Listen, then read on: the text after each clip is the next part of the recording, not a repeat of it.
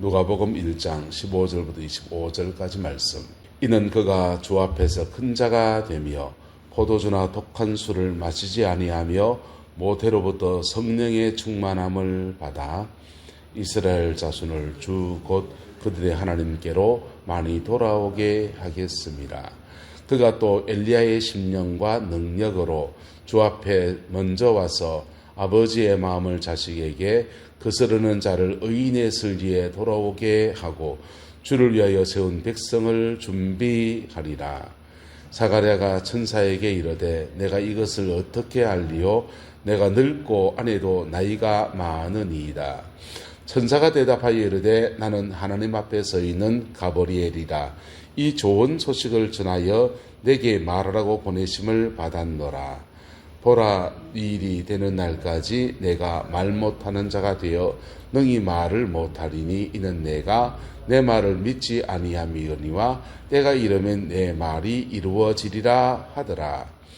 백성들이 사가랴를 기다리며 그가 성전 안에서 지체함을 이상히 여기더라. 그가 나와서 그들에게 말을 못하니 백성들이 그가 성전 안에서 환상을 본 줄 알았더라. 그가 몸짓으로 뜻을 표시하며 그냥 말 못하는 대로 있더니 그 직무의 날이 다 되매 집으로 돌아가니라.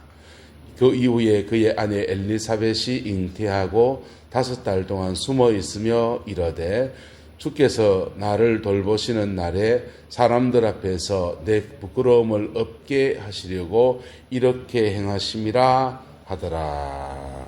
아멘. 이 아름다운 축복의 은혜가 우리 교회 안에도 저와 여러분의 가정 안에도 아름답게 이루어지게 되기를 예수님의 이름으로 축복합니다. 사가랴는 하나님의 성전에 가서 분향하다가 하나님의 임재, 하나님의 강한 임재 안에 서게 되었습니다. 물론 천사를 통해 나타났지만 신적 권위 안에서 그가 하나님의 큰 영광을 보게 된 것입니다. 그 영광을 보게 될 때 신탁을 받았습니다. 아이를 낳을 것인데 그가 주 앞에서 큰 자가 되고 포도주나 독한 술을 마시지 아니하며 모태로부터 성령의 충만함을 받게 될 것이다. 그리고는 이스라엘 자손을 주 곧 그들의 하나님께로 많이 돌아오게 하겠다라는 말씀을 받았습니다. 엘리야의 심령과 능력으로 주 앞에 먼저 와서 아버지의 마음을 자식에게 거스르는 자를 의인의 슬기에 돌아오게 하고 주를 위하여 세운 백성을 준비할 것이다. 이런 말씀을 받았어요. 이때 사가랴가 아멘 하든지 이거 어떻게 될 것입니까? 라고 물어보든지 이럴 수 있습니다. 근데 부정문으로 물어본 것입니다.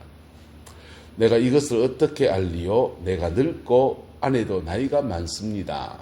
나는 늙었고 아내도 나이가 많습니다. 그렇게 말할 때 천사 가브리엘이 좋은 말로 해도 되잖아요. 전능하신 하나님께 무슨 못할 것이 있겠느냐 이래도 되는데 이 소식을 보내면 받았는데 네가 일이 되는 날까지 능히 뭘 못하리니 말을 못할 거다.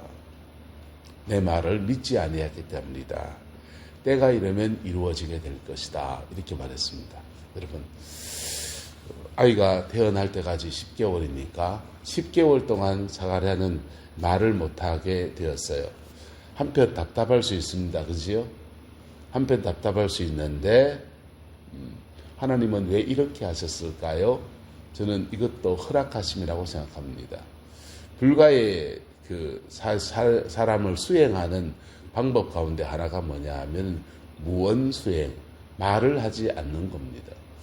말을 하지 않으면서 자신이 입술로 범한 죄들을 이렇게 돌아보고 회개하고 돌이키는 그런 시간을 가지지요.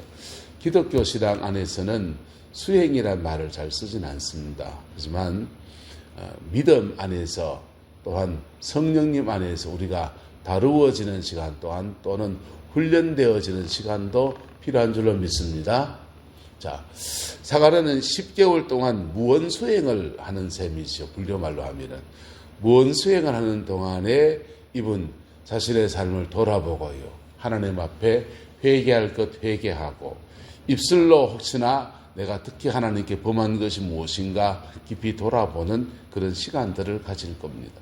저는 대학교 3학년 때 군대 갔다 와서 이제 은혜를 받아 놓으니까 목회를 해야 되겠다라고 마음을 먹었어요. 그런데 제 입술이 너무 더러운 겁니다. 저는 사실은 외향적 성격이어서 사람들과 많이 만나고 이야기하는 거 좋아하고 그러는데 중학교 때보다 여드름이 너무 많이 나는 거예요. 깎아머리 하고 여드름이 나니까 이 사람들 앞에 서는 게 부끄러워집니다. 그리고 저희 집에 너무 잘난 사람이 둘이나 있어요. 누나가 너무 잘났고 형이 너무 잘났습니다.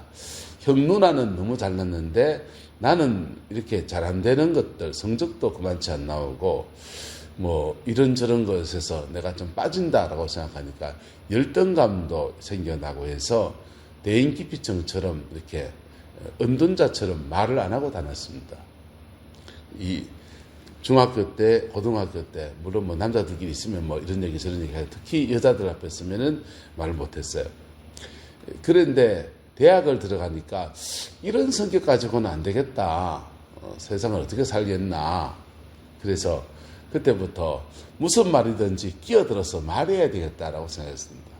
무슨 말을 끼어들어 말려고 하는데 말재주도 없고 무슨 말을 해야 될지도 모르니까 서점에 가서 유머 책을, 재밌는 이야기 책을 한 권 샀습니다.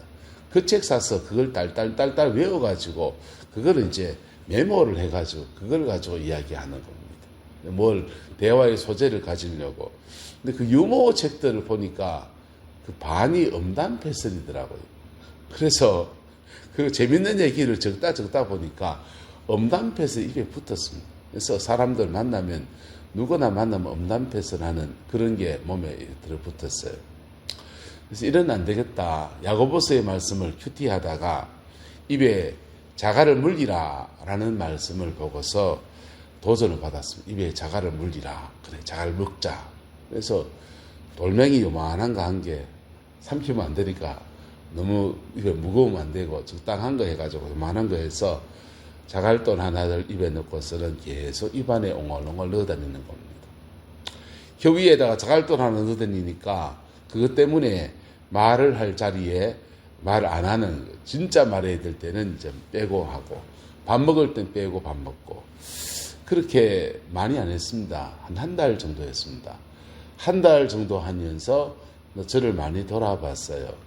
내가 말이 너무 많구나. 그리고 웬만한 말은 안 해도 살 수 있구나. 그런 걸 이렇게 깨달았습니다. 입술에 적지 않은 법들을 나름 그렇게 수행이라면 수행이고 훈련을 해본 적이 있습니다. 사가라는 강제로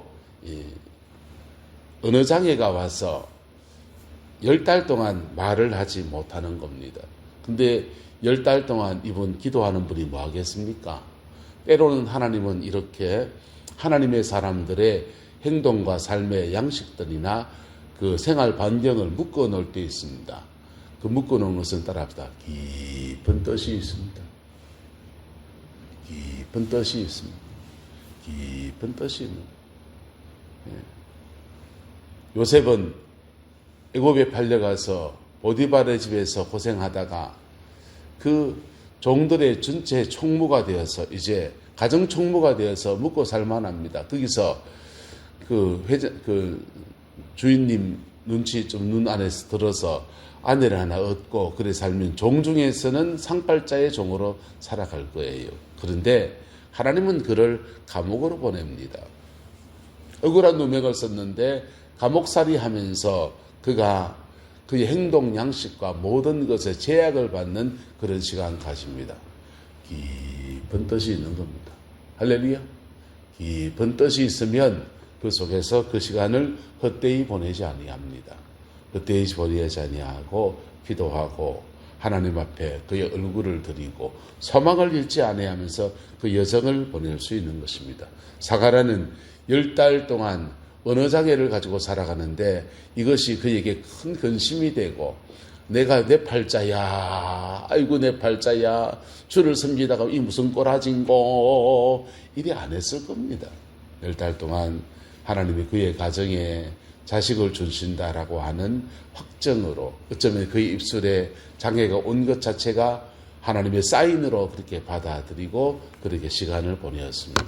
그리고는 그 가정에 모태로부터 성령의 충만함을 입은 자녀가 일어나게 되는 겁니다. 구약시대에 이렇게 신탁을 통해서 아이를 낳은 사람들이 몇이 있습니다. 사사기 시대에는 삼손이 그랬고 사사기 말년에는 사무엘이 그랬습니다. 그리고 오늘 세례자 요한이 그렇습니다. 그런데 그 중에 그의 사역을 성공적이다. 하나님 앞에 성공시표를 참 논하기 어렵지만은 그래도 하나님과 사람 앞에 가장 아름다운 사역을 감당했다 하는 사람들은 바로 사무엘과 그리고 세례자 요한입니다. 안타깝게도 사사기의 삼손은 나시린으로 서약을 하고서 그렇게 세움받았지만은 나시린의 서약을 제대로 지키지 않았습니다. 그러다가 기생 라합에게 속아서 그 머리가 다 뽑히고 그리고 깎이고 눈이 뽑히고 블레셋의 연자맷돌을 신은 신세를 보내게 되었습니다. 그리고 그가 회복되었을 때에 마지막으로 블레셋 사람과 함께 장렬한 전사를 이루어내었지요. 여러분, 모태로부터 성령의 충만함을 받고 신탁을 받았다 할지라도 신앙 안에서 다루어지고 훈련되어지는 그 여정을 걸어가는 것이 필요한데 세례자 요한은 아버지 사가랴로부터 10달 동안 깊은 중보 안에서 자라다가 그리고는 애가 태어나서 저절되고 난 뒤에는 에세네파의 엄한 휴유를 따라서 성결 훈련들을 받습니다. 그리고 광야에 나와서 외치는 자의 소리로 쓰임받으면서 아비의 마음을 자녀에게로 자녀들의 마음을 그들의 아비에게로 돌이키게 하고 사람들 회개의 세례를 전파하고 주님이 오실 길을 예비하는 아름다운 여정에 복되게 쓰임받은 것입니다.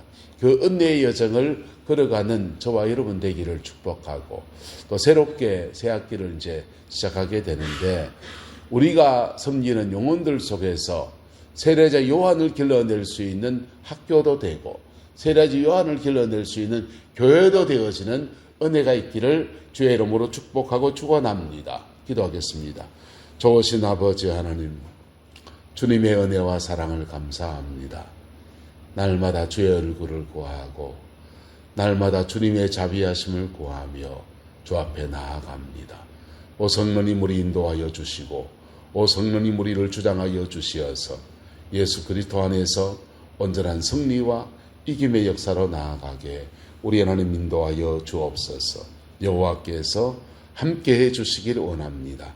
어린 양 예수 그리스도 그 이름의 영광이 우리 안에 머물러 서게 하시고 주님의 그 신실함 안에서 온전한 승리와 이김의 생이 되어지게 주장하여 주옵소서. 새 학기를 맞게 되는 우리 장로님과 또 우리 교회 학교를 축복합니다. 하나님 아버지 위대한 세대를 길러내는 아름다운 여정에 복되게 쓰임받기를 소망하며 원하오니 하나님이 주장하여 주시옵고 하나님이 주관하여 주시옵소서. 여호와께서 함께해 주시길 원합니다. 예수님의 이름으로 축복하며 기도드리옵나이다. 아멘.